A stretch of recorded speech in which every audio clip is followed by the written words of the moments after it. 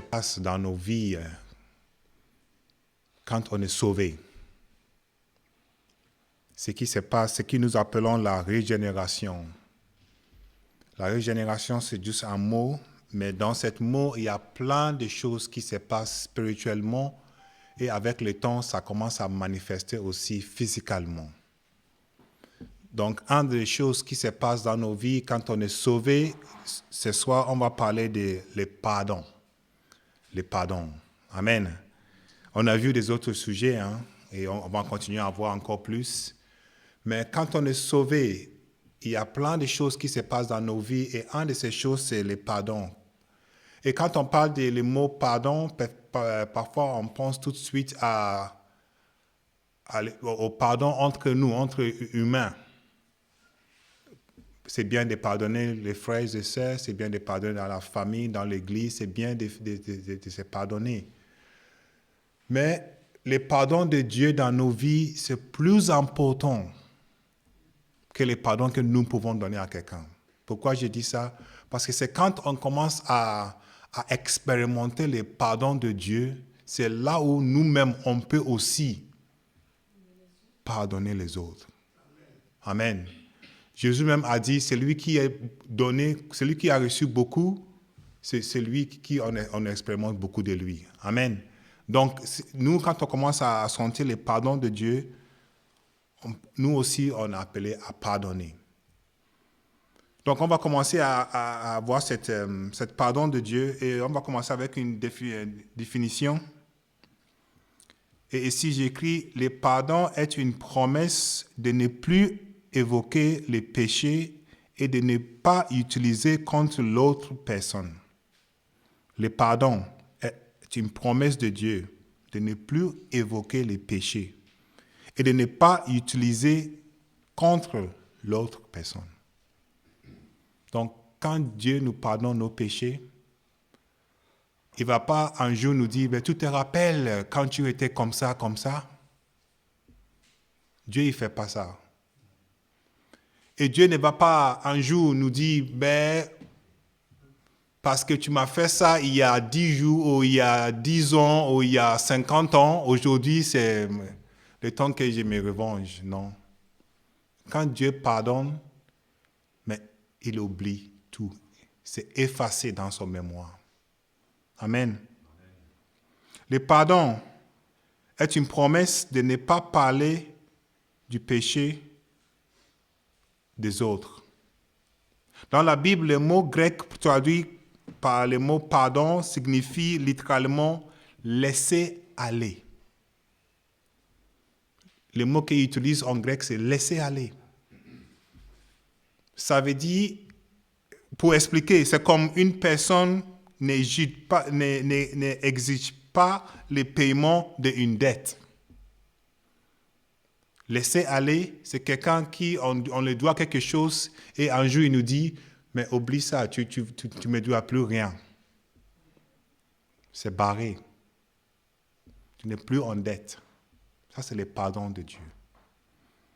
Dans le livre d'Éphésiens, chapitre 4, le verset 32, on lit « Soyez bons les uns envers les autres, compatissants, vous pardonnant réciproquement, comme Dieu vous a pardonné en Christ. » De même, dans le livre de Colossiens, chapitre 3, verset 13, on lit « Supportez-vous les uns les autres, et si l'un a un sujet de plainte de l'autre, pardonnez-vous réciproquement, comme le Seigneur vous a pardonné.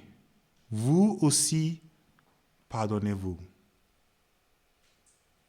Être pardonné par Dieu signifie que vos péchés ont été effacés et que la restauration a eu lieu. Grâce au don gracieux du pardon de Dieu par Christ, aucune faute ne vous est imputée. Dieu désire de nous pardonner par la foi en Jésus-Christ. Dieu désire de pardonner le monde. Et comment Dieu va le faire aujourd'hui? Dieu le fait juste quand on place nos foi en Jésus. Donc, peut-être on peut déjà commencer à se poser la question, comment je peux être pardonné, n'est-ce pas? Mais croire en Jésus seulement. Croire dans l'œuvre de Jésus. C'est pas croire en Jésus, mais qu'est-ce que je veux croire en Jésus? Je veux croire dans l'œuvre de Jésus. Quelle est l'œuvre de Jésus? C'est l'œuvre de Jésus, c'est qu'il a payé les prix. Dans le livre d'Ésaïe, chapitre 1, verset 18, Dieu a ce désir de pardonner ses enfants. Ésaïe, chapitre 1, verset 18, ils disent, « Venez et plaidons, dit l'Éternel. Si vos péchés sont comme des cramoisis, ils deviendront blancs comme de la neige. S'ils sont rouges comme la poudre, ils deviendront comme la laine. » Dieu veut pardonner. Dieu cherche à pardonner. Dieu œuvre pour pardonner. Amen. Encore dans le livre de Psaumes, chapitre 86, verset 5, on lit « Car tu es bon ». Psaume 86, verset 5. « Car tu es bon, Seigneur, tu pardonnes.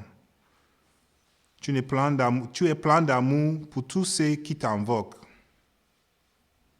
Tu es plein d'amour pour tous ceux qui t'invoquent. Comment Dieu pardonne alors? Encore, on lit dans le livre de Psaume 103, verset 12. Psaume 103, verset 12. Voici ce que dit la parole de Dieu. Autant l'Orient est éloigné de l'Occident, autant éloigné de nous nos transgressions. Voilà comment Dieu pardonne. Dieu ne pardonne pas juste, dit, je te pardonne et prend un petit livre et il garde ton péché dedans pour qu'un jour, il les tient contre toi. Il dit, vous êtes séparés, loin. C'est pas pour trouver, c'est pas pour cacher qu'on peut trouver un jour. Amen. Quand Dieu dit, je te pardonne, on peut être rassuré qu'on est pardonné. Amen. Voici ce qu'il dit le prophète Néhémie dans le livre de Néhémie, chapitre 9. Et on va lire 3 versets à partir du verset 15. Néhémie, chapitre 9, pendant le verset 15.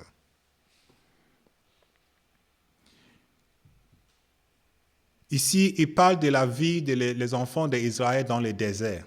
Néhémie 9. Il dit, « Tu leur donnas du haut des cieux du pain quand ils avaient faim, et tu fis sortir de l'eau du rocher quand ils avaient soif. Et tu leur dis, entrez en possession du pays que tu avais juré de leur donner. Mais nos pères s'élèvera à l'orgueil et à raidir leur cou. Il n'écoutera point tes commandements, et refusait d'obéir, et il mit en oubli le merveilleux que tu avais fait en leur faveur. Ils raidirent leur cou, et dans leur rébellion, ils se donnaient un chef pour retourner à leur servitude. Mais toi, tu es un Dieu prêt à pardonner, compatissant et miséricordieux, lent à la colère et riche en bonté. Et tu ne les as abandonnés pas. Amen. Cette expression de Néhémie, on peut dire, représente même nos vies d'aujourd'hui. Même quand on tend le dos, aujourd'hui, en fait, ce n'est pas comme seulement aujourd'hui, mais c'est comme l'être humain. Quand on est né, il n'y a personne qui est né aimant Dieu. Il n'y a personne qui est né sauf Jésus-Christ. Il n'y a personne qui est né en réconciliation avec Dieu. Il n'y a personne qui est né restauré avec Dieu. On est tous nés séparés de Dieu. Amen. Peut-être on peut poser la question pourquoi, mais parce que le péché d'Adam est imputé à tout le monde. Si on est d'accord. Donc, on est tous éloignés de Dieu. On est tous, comme il dit Néhémie, on avait tous des coups raides. On regarde seulement ce que nous voulons à nous-mêmes. On est tous égoïstes. On cherche tous nos plaisirs. Mais Néhémie dit, Dieu a été toujours prêt à pardonner. C'est comme nos vies aujourd'hui. Même quand on ne connaissait pas Dieu, quand on vivait pour nous-mêmes, parfois même on blasphémait la parole de Dieu, quand on rigolait, on faisait des remarques sur la parole de Dieu, Dieu était toujours prêt à nous pardonner, comme il a fait pour les enfants d'Israël dans le désert. Amen. Ce sujet est tellement difficile pour certains aujourd'hui. Il y a certains qui ne sont pas encore réconciliés avec Dieu. Quand tu leur parles que Dieu peut te pardonner, ils n'arrivent pas à accepter cette fait. Ils n'arrivent pas à assimiler, ils n'arrivent pas à personnaliser que Dieu est prêt à pardonner. Mais c'est pourquoi on va voir pourquoi Dieu est toujours prêt à pardonner. Pourquoi Dieu pardonne en fait? Parce que si Dieu veut, on dit ouais, Dieu veut les gens pour l'adorer. Oui, si Dieu veut les gens pour l'adorer, il pourrait juste effacer tous les gens sur la terre aujourd'hui, recréer des autres humains pour l'adorer seulement. N'est-ce pas? Dieu peut même, la parole de Dieu dit, je peux même lever les pierres pour m'adorer. Dieu peut utiliser même les arbres, les animaux pour l'adorer. Mais pourquoi Dieu est toujours si prêt à pardonner?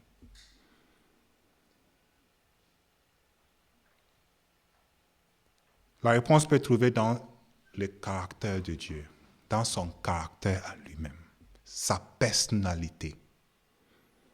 Vous savez, il y a certaines choses que les autres font facilement et il y a des choses qu'il y a certains qui doivent apprendre et pratiquer et chercher et travailler dessus pour des années pour pouvoir faire un tout petit peu.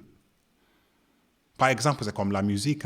Il y a certains qui apprennent la musique facilement. Et il y a certains qui font du bruit seulement. Et moi, je fais partie. Mais il y a certains qui sont de cette caractère, cette personnalité. Et voilà pourquoi on dit, pardonner, c'est le caractère de Dieu. Pourquoi? Parce que la parole de Dieu nous dit que Dieu, il est juste et il est fidèle.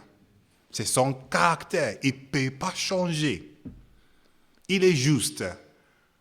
Et quand je parle de l'effet que Dieu est juste, ça me fait penser de cette parabole que Jésus a donnée.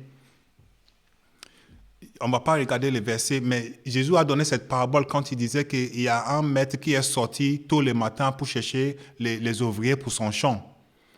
Et les premières heures du matin, il a trouvé les gens sur la route, il les a appelés pour commencer à travailler sur son champ, n'est-ce pas? Et la parole de Dieu dit, le troisième heure, il est sorti, il a aussi fait venir des autres. Et encore, et ainsi de suite. Pour des heures, il a invité les gens pour venir travailler sur son champ. Et Jésus dit, à la fin de la journée, ceux qui commençaient à travailler les premières heures, ils pensaient qu'il allait avoir plus que ceux qui vont venir des dernières heures, n'est-ce pas? Mais la parole de Jésus nous dit qu'il les a donnés tous la même chose. La justice de Jésus, la justice de Dieu. Dieu ne regarde pas un au-dessous de l'autre. Il est prêt à pardonner tout le monde. Si ça dépendait sur nous, on dirait oui, peut-être il faut qu'on commence à pardonner les Africains parce qu'ils ont souffert beaucoup, donc les Africains, on va les pardonner. Les Européens, ils sont trop riches, donc on va les laisser souffrir un peu plus, on va l'attendre. Parce que c'est la pensée des humains, n'est-ce pas? Non, Dieu, il donne à tout le monde la même chose. Amen. Et ce qui est étonnant, que quelqu'un qui peut vivre peut-être 80 ans en ignorant la parole de Dieu, en laissant Dieu à côté, même en blasphémant le nom de Dieu. Si avec son dernier souffle, il demande pardon, qu'est-ce que Dieu fait? Il le pardonne. Mais imagine quelqu'un qui est converti à l'âge de 13 ans, qui a fait tous ses efforts pour vivre la sainteté, pour chercher la sanctification. Pour 80 ans, à la fin de sa souffle, lui aussi, il rentre dans la maison de Dieu. Et ce n'est pas compliqué à comprendre parce que sur la croix, Jésus a fait la même chose, n'est-ce pas? Voilà la justice de Dieu. Il est prêt à pardonner à tout le monde. Ça, c'est son caractère. Amen. Donc, le premier caractère qu'on voit, c'est la justice de Dieu qui le fait pardonner tout le monde. En Jean chapitre 1, verset 9, on lit « Si nous confessons nos péchés, il est fidèle et juste pour nous le pardonner et pour nous purifier de toute iniquité. » Si nous ouvrons nos bouches et nous confessons. Amen. Et confesser, ça ne dit pas que ne viens pas me voir pour la confession. Je ne vais pas entendre du tout. Je ne vais pas savoir. La confession se fait entre nous et Dieu. C'est dans la prière, c'est dans le cœur ouvert, cœur à cœur avec Dieu. Amen. Et la deuxième chose que je vais faire vite, le deuxième caractère de Jésus, de Dieu, qui le fait pardonner, c'est aussi le fait qu'il est miséricordieux. Amen. Ésaïe dirait dans le livre d'Ésaïe 55, verset 7, que les méchants abandonnent sa voie et que l'homme inique ses pensées, qu'il retourne à l'Éternel, qui aura pitié de lui, à notre Dieu qui ne se laisse pas de pardonner. Ésaïe 57, verset 7. Que les méchants abandonnent sa voie. Troisième, c'est que Dieu est rédempteur et sauveur. Colossiens chapitre 1, verset 13. Colossiens 1, 13. Qui nous a délivrés de la puissance des ténèbres et nous a transportés dans le royaume des fils de son amour. Verset 14. En qui nous avons la rédemption, la rémission des péchés. La rémission des péchés. Il nous a transformés. Dieu est un sauveur. Dieu est un rédempteur. Et qu'est-ce que ça veut dire, Dieu est un rédempteur? Imaginons qu'il y a cette marché d'esclavage. Les gens vendent l'esclave là-bas. Il y a ceux qui viennent avec l'esclave, il y a ceux qui viennent chercher des esclaves. Ils font leur commerce ensemble. Imagine que sur cette marché, Dieu vient toujours sur cette marché et il dit aux esclaves, si tu me donnes ta vie, je te rachèterai. Si tu me donnes ta vie, je te rachèterai.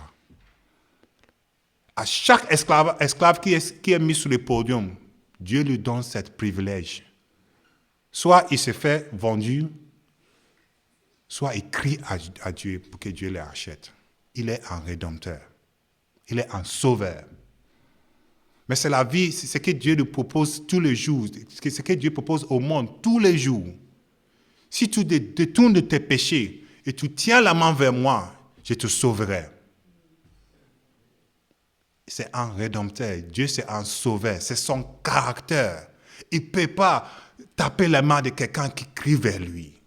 C'est son caractère. Si vous comprenez un caractère, une personnalité, si ta personnalité de faire quelque chose, tu ne peux pas s'asseoir, les voir devant toi. C'est impossible pour toi.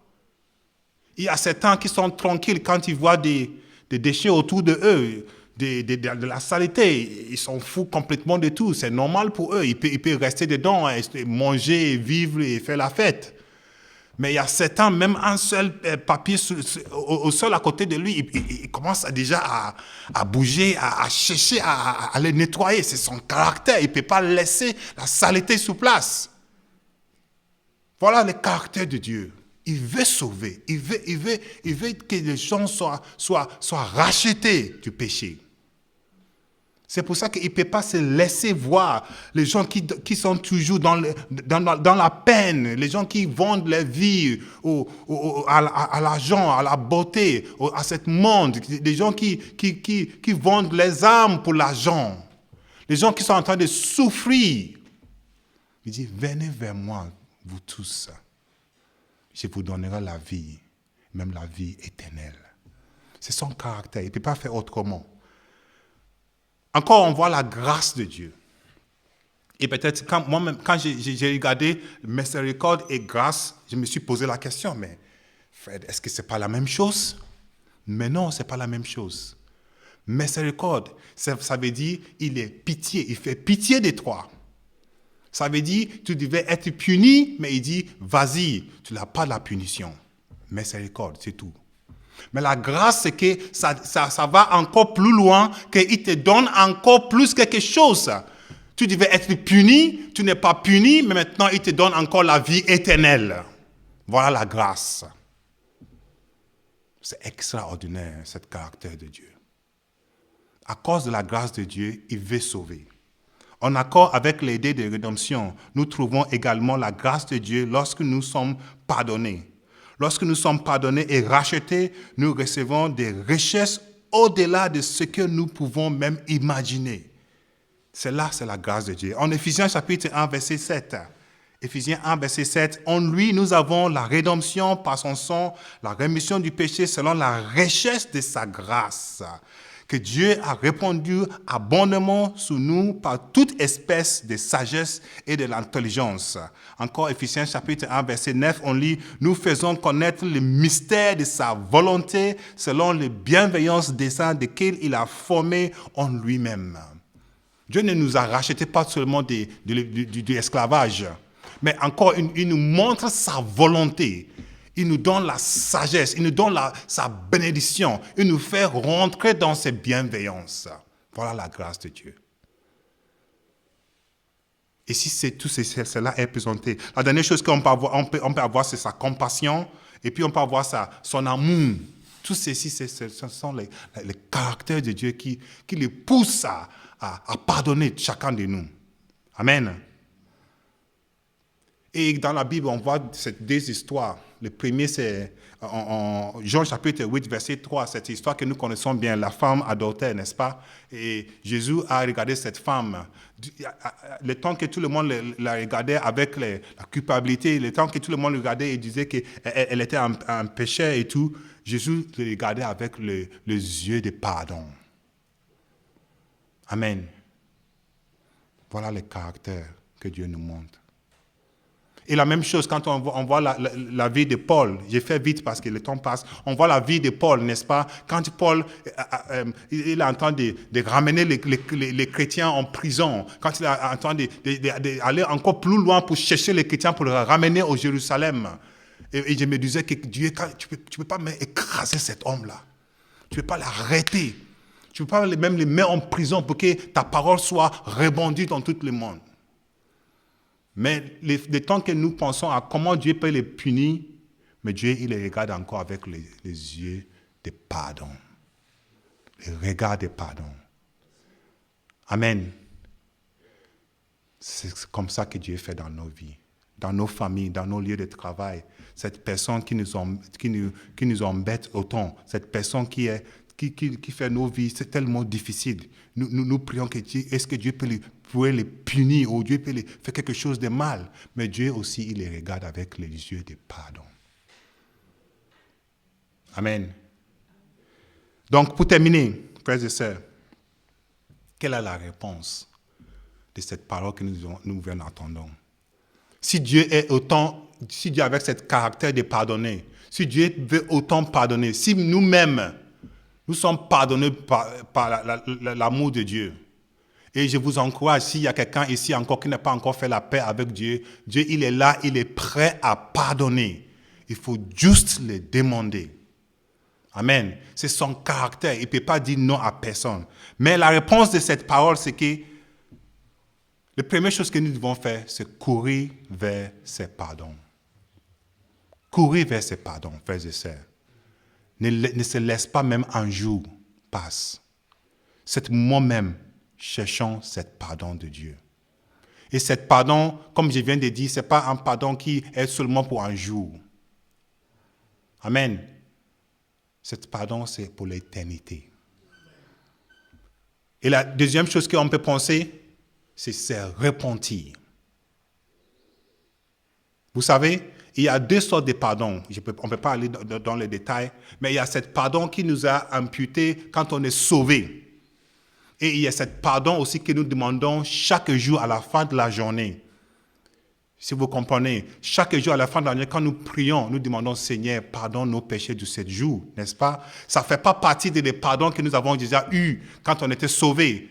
Quand on est sauvé, c'est une fois le pardon. Mais vous souvenez bien que Jésus nous a fait cette prière quand il a dit en Matthieu 16, chapitre 9, à partir du verset 9, quand il dit « Pardonne-nous aujourd'hui notre iniquité », n'est-ce pas? Donc, on est obligé de tous les jours demander le pardon. Mais c'est séparé, ce n'est pas la même chose comme ce que nous recevons au salut.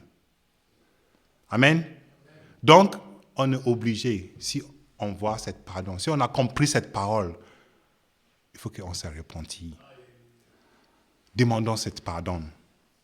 Confessons nos péchés devant le Seigneur. Crois en Jésus-Christ. Parce que c'est en lui seul que Dieu a placé cette pardon. Crois en Jésus-Christ. Faisons nos prières par Jésus-Christ. Étudions la vie de Jésus-Christ. Faisons Jésus notre maître. Suivez sa vie. Écoutez sa parole. Laissons la parole de Jésus changer nos vies.